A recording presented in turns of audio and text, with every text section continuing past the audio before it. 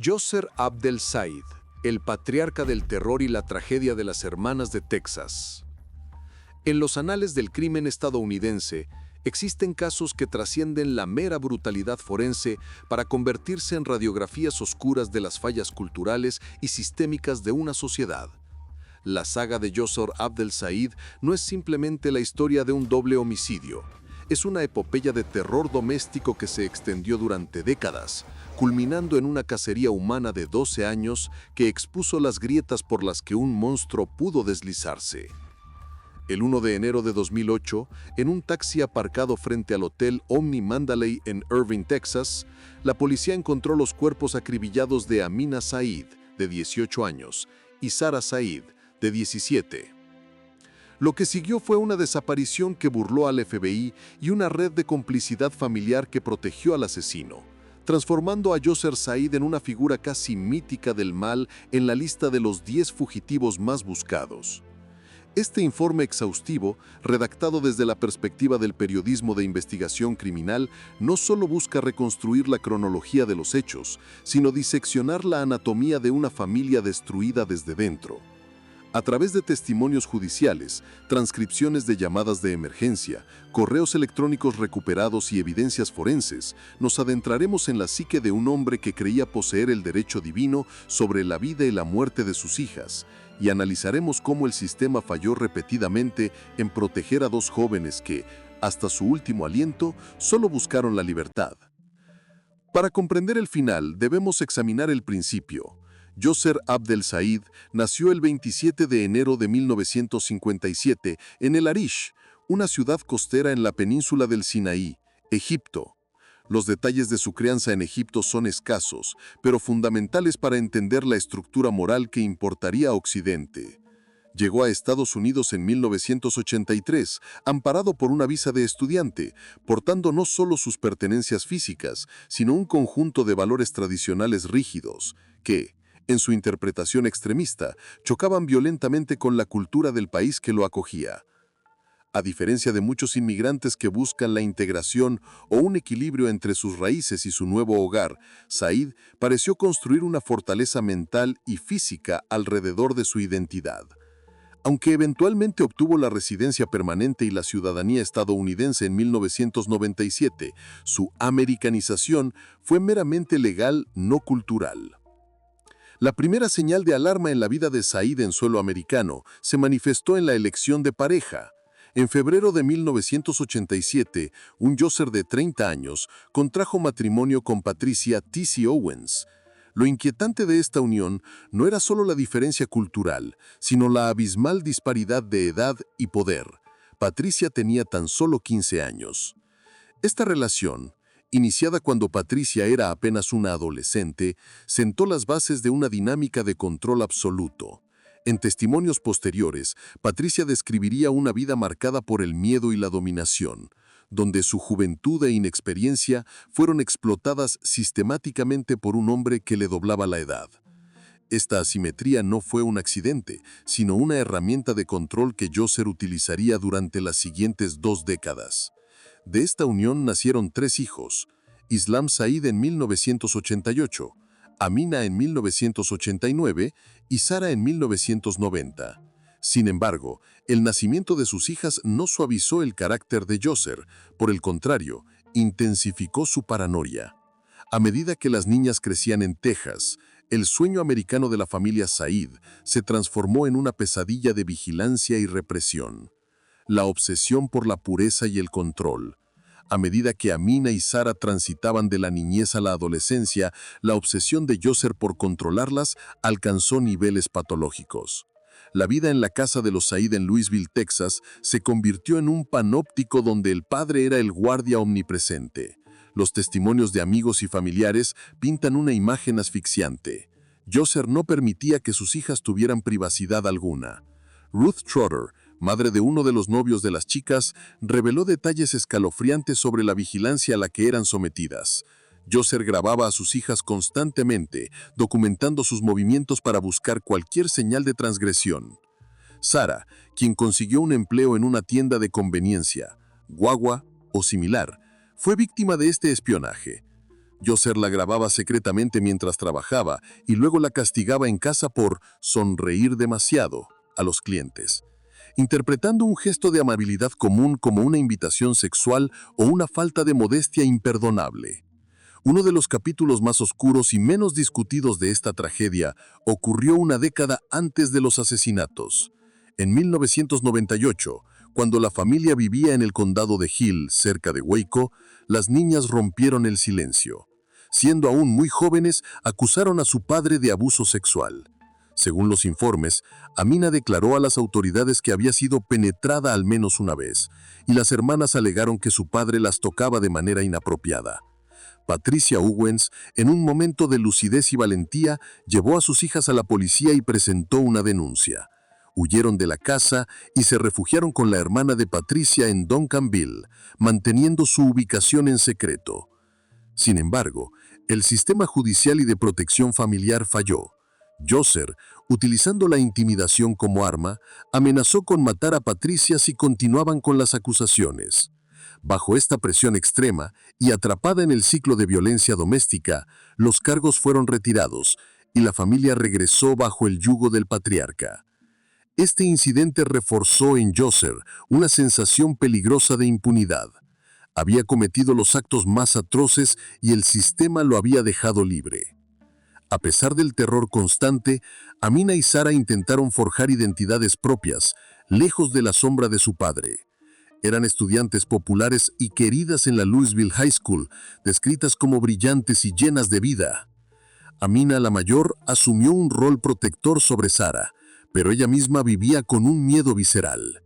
Amina se enamoró de Joseph Moreno, un joven que conoció en sus clases de taekwondo. Esta relación, inocente en cualquier otro contexto, era una sentencia de muerte potencial en el hogar Said. La relación se mantuvo en la más estricta clandestinidad. Amina vivía con la paranoia de que su padre la vigilaba incluso cuando él estaba fuera del país, imaginando que usaba binoculares para espiarla. Instruyó a Moreno que no la llamara ni le enviara mensajes si ella le enviaba un código de emergencia, temiendo que Joseph revisara su teléfono. Amina llegó a planear una escapada desesperada. Quería escapar con Moreno a Las Vegas, casarse y comenzar una nueva vida donde su padre no pudiera encontrarlos. Sin embargo, Joseph descubrió una nota que ella había escrito a Moreno, lo que precipitó una escalada en la violencia y el control. Joseph comenzó a amenazar abiertamente con matar a Amina, y ella, con una clarividencia trágica, le confesó a sus amigos: «Yo sé que él me va a matar». Cuando Amina tenía 16 años, Yasser intentó una táctica diferente para corregir su comportamiento occidentalizado. La llevó a Egipto bajo falsos pretextos, con la intención oculta de casarla con un amigo suyo mucho mayor. Amina, mostrando una resistencia extraordinaria, rechazó el matrimonio arreglado y logró regresar a Estados Unidos. Pero el incidente dejó en claro que para Yasser, sus hijas eran propiedad intercambiable. La tensión en el hogar Said alcanzó su punto de ebullición durante la Navidad de 2007. Yasser, cada vez más errático, puso una pistola en la cabeza de Amina y amenazó con matarla allí mismo. Este acto de violencia explícita rompió, aunque fuera momentáneamente, la parálisis del miedo. Aterrorizadas, Patricia Owens tomó a Amina y Sara y huyó de Texas. Se dirigieron a Oklahoma, acompañadas por los novios de las chicas, en un intento desesperado por poner distancia entre ellas y el diablo, como Patricia lo llamaría más tarde en la corte. Durante unos días, pareció que habían escapado. Estaban fuera del alcance físico de Yasser, rodeadas de personas que las amaban. Sin embargo, la distancia física no rompió las cadenas psicológicas. Yasser inició una campaña de acoso y manipulación telefónica. Llamaba incesantemente, alternando entre súplicas de perdón y promesas de cambio. Juraba que solo quería que la familia estuviera unida, que las cosas serían diferentes. Patricia, quien había sido moldeada por Yasser desde los 15 años, sucumbió a la manipulación. Convenció a sus hijas de regresar a Texas. Según testimonios, Amina se resistió vehementemente. Sabía lo que podía pasarle. Amina sabía lo que podía pasarle, testificó Patricia más tarde. Pero la lealtad hacia su madre y su hermana menor pesó más. Amina regresó, quizás sacrificándose para no dejar sola a Sara. Un detalle crucial y trágico de este regreso es la cuestión de los teléfonos móviles. Para evitar que Yasser las rastreara durante su huida, habían retirado las tarjetas SIM de sus teléfonos. Sin embargo, al regresar, Yasser, en un gesto que parecía conciliador, pero que resultaría fundamental para la investigación, le compró a Sara una nueva tarjeta SIM. Esta pequeña pieza de tecnología permitiría a Sara hacer la llamada final que condenaría a su padre. El día de Año Nuevo de 2008, la atmósfera en la casa era densa. Yasser puso en marcha su plan final. Le dijo a Patricia que quería llevar a Amina y Sara a cenar para hablar y resolver los problemas familiares. Patricia intentó acompañarlos, quizás sintiendo una punzada de duda, pero Yasser insistió en que debía ir solo con las chicas. Quería un momento de padre e hijas. Amina y Sara subieron al taxi de Yasser. No hubo cena. Yasser dirigió a Irving, Texas, lejos de la seguridad de su hogar. Durante el trayecto, la tensión debió ser insoportable. Según la reconstrucción de los hechos, Yasser detuvo el vehículo en una zona apartada, cerca del Hotel Omni Mandalay. En el interior del taxi, la violencia estalló. Yasser sacó una pistola, identificada en los procedimientos judiciales como una 9 milímetros o similar, y abrió fuego contra sus propias hijas. A las 7:37 p.m., la central de emergencias de Irving recibió una llamada. Era Sara Said. A pesar de haber sido disparada múltiples veces, logró marcar el 911. La transcripción de esa llamada es uno de los documentos más desgarradores de la historia criminal reciente. Operador: 911, ¿cuál es su emergencia? Sara: ¡socorro! Mi papá me disparó. Me estoy muriendo, me estoy muriendo. En el fondo se podía escuchar el caos. Sara gritaba: ¡detente! ¡Oh, Dios mío, detente! La llamada capturó los últimos momentos de vida de una joven que no podía procesar la traición final de su padre. Amina, de 18 años, murió casi instantáneamente tras recibir 2 disparos en el pecho. Sara, de 17 años, luchó más tiempo. Recibió un total de 9 disparos. Sus últimas palabras grabadas fueron una súplica de ayuda que llegó demasiado tarde. Un taxista que pasaba por la zona descubrió el vehículo de Yasser abandonado cerca de la entrada de servicio del Hotel Omni Mandalay. Las luces estaban encendidas. En el interior, los cuerpos de Amina y Sara yacían ensangrentados. Sara estaba encorvada en el asiento del pasajero, con sangre saliendo de su oído, mientras que Amina estaba en la parte trasera. Yasser Abdel Said había desaparecido en la noche, llevándose consigo el arma homicida y dejando atrás una escena que horrorizaría a la nación. En las horas y días posteriores al crimen, se desató una cacería humana masiva. Inicialmente las autoridades especularon que Yasser podría haber huido a Egipto, aprovechando sus conexiones familiares y su origen. Sin embargo, el FBI no encontró registros de que hubiera salido de Estados Unidos bajo su propio nombre. Durante años, el caso pareció enfriarse. Hubo avistamientos no confirmados en lugares tan dispares como la ciudad de Nueva York, Newark e incluso Canadá, pero ninguna pista sólida. La realidad, como se descubriría más tarde, era mucho más frustrante. Yasser nunca se fue. Permaneció en el área de Dallas-Fort Worth, escondido a plena vista. En diciembre de 2014, reconociendo la peligrosidad de Said y el estancamiento de la investigación, el FBI lo agregó a su lista de los 10 fugitivos más buscados. Fue la persona número 504 en ser incluida en esta infame lista. Se ofreció una recompensa de $100,000 por información que condujera a su captura.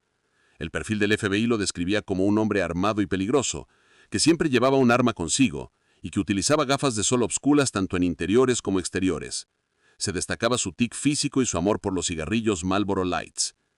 Pero a pesar de la publicidad nacional y los segmentos en programas como America's Most Wanted, el teléfono del FBI permaneció en silencio. La razón por la que Yasser pudo evadir la captura durante 12 años no fue su astucia criminal individual, sino una red de protección familiar profundamente leal y corrupta. Su hijo Islam Said y su hermano Yasir Said se convirtieron en sus guardianes. Islam, quien tenía 19 años en el momento de los asesinatos, eligió ponerse del lado de su padre en lugar de buscar justicia por sus hermanas asesinadas. Junto con su tío Yassen, orquestaron una operación logística para mantener a Yasser oculto. Le proporcionaron alojamiento, comida y comunicaciones, manteniéndolo aislado del mundo exterior, pero seguro dentro de la comunidad. En un giro exasperante de los acontecimientos, se reveló que las autoridades estuvieron a punto de capturar a Yasser en 2017. Un trabajador de mantenimiento en un complejo de apartamentos en Bedford, Texas, vio a un hombre que coincidía con la descripción de Said dentro de un apartamento alquilado por Islam. El trabajador alertó a las autoridades, pero para cuando el FBI llegó, Yasser había desaparecido nuevamente. Este incidente confirmó que Yasser seguía en Texas, y el FBI redobló sus esfuerzos. centrando su vigilancia en Islam y Yassein. Sabían que si seguían el rastro de la familia, encontrarían al patriarca. La paciencia del FBI dio frutos en agosto de 2020. Mediante técnicas de vigilancia avanzada, los agentes rastrearon a Islam y Yassein en una residencia en Justin, Texas, un pequeño pueblo a unas 40 millas al norte de donde ocurrieron los asesinatos. Observaron a los familiares llevando bolsas de basura y suministros a la casa de manera sospechosa. El 26 de agosto de 2020, un equipo táctico del FBI rodeó la propiedad. Esta vez no hubo escapatoria. Yasser Abdel Said, ahora con 63 años, envejecido y demacrado, se rindió sin incidentes. Fue arrestado y trasladado bajo custodia federal, poniendo fin a una de las fugas más largas y notorias de la historia reciente de Texas. Simultáneamente en la ciudad de Yules, los agentes arrestaron a Islam y Yassein Said, acusados de albergar a un fugitivo y obstrucción de la justicia. La red había caído completa. Antes de que Yasser enfrentara un juicio, el sistema judicial se encargó de sus facilitadores. Islam Said, en enero de 2021, se declaró culpable de conspiración para ocultar a una persona del arresto. En abril de ese año, fue sentenciado a 10 años de prisión federal. El juez fue mordaz en su sentencia, declarando que Islam priorizó los caprichos de su padre, un presunto mercenario, sobre la justicia por sus propias hermanas. Yassein Said, el hermano de Yasser, optó por ir a tribunal, alegando que odiaba a Yasser por lo que hizo y que no sabía toda la verdad. El jurado no le creyó. Fue encontrado culpable en febrero de 2021 y sentenciado a 12 años de prisión. El juez Reed Connor justificó la sentencia severa, por encima de las pautas, citando los recursos incontables que la policía tuvo que gastar debido a sus mentiras y la duración del encubrimiento. El juicio por asesinato capital de Yasser Abdel Said comenzó el 2 de agosto de 2022 en el condado de Dallas. La fiscalía, liderada por Lauren Black, presentó un caso contundente basado en la evidencia física, la llamada al 911, y el historial de abuso. Yasser, en una decisión arriesgada, subió al estrado en su propia defensa. Su testimonio fue para los observadores en la sala una mezcla surrealista de negación y fantasía paranoica. A través de un intérprete, negó categóricamente haber matado a sus hijas. «Definitivamente no, yo no maté a mis hijas», declaró. Presentó una narrativa alternativa inverosímil. Afirmó que la noche del crimen, mientras conducía el taxi con las chicas, sintió que alguien lo seguía. Dijo que asumió que eran amigos de sus hijas que querían hacerle daño a él. Según su versión, detuvo el taxi, dejó a las chicas adentro, a pesar de creer que estaban en peligro, y corrió a un bosque cercano para salvarse a sí mismo. Alegó que solo se enteró de los asesinatos más tarde y que decidió no entregarse porque creía que los medios tenían una agenda secreta en su contra y que no recibiría un juicio justo. El momento más cargado emocionalmente del juicio fue el testimonio de Patricia Owens. Al ver a su exesposo por primera vez en 14 años, lo señaló y dijo: «Ese diablo de ahí».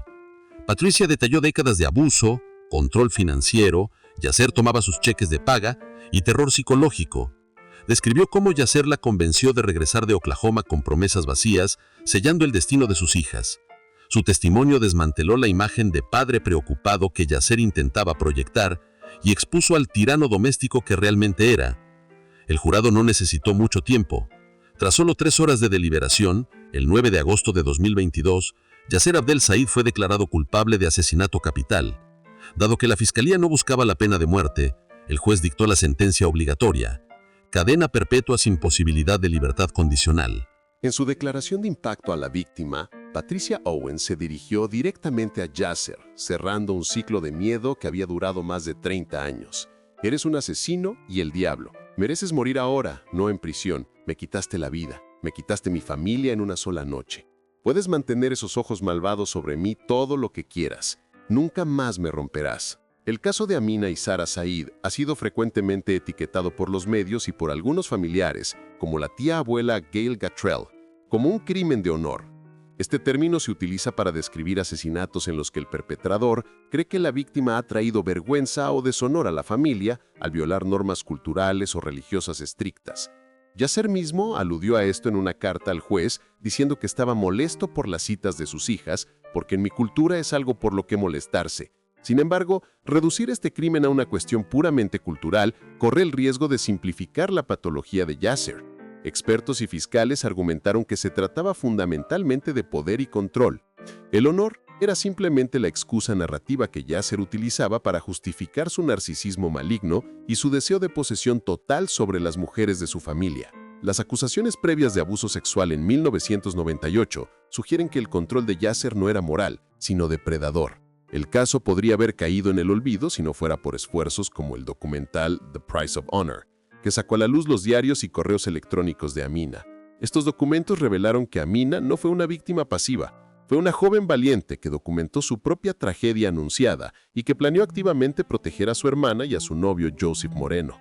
El legado de Amina y Sara Said resulta hoy como una advertencia sobre las fallas del sistema de protección infantil y policial. El hecho de que sus denuncias de 1998 fueran desestimadas y que su huida en 2007 terminara en un retorno forzado, subraya la necesidad de protocolos más estrictos para identificar y proteger a las víctimas de violencia doméstica extrema, especialmente en comunidades donde las barreras culturales pueden ocultar el abuso. Yasser Abdel Said morirá en una prisión de Texas, lejos de El Arish y lejos del control que tanto codiciaba. Pero su encarcelamiento no devuelve a Amina ni a Sara. La historia de las hermanas Said es una cicatriz en la conciencia colectiva, un recordatorio de que a veces los monstruos no se esconden debajo de la cama, sino que conducen el taxi que debería llevarte a casa. Su coraje, capturado en esa última llamada al 911 y en los diarios secretos que dejaron atrás, permanece como su testimonio final contra el hombre que intentó borrarlas del mundo.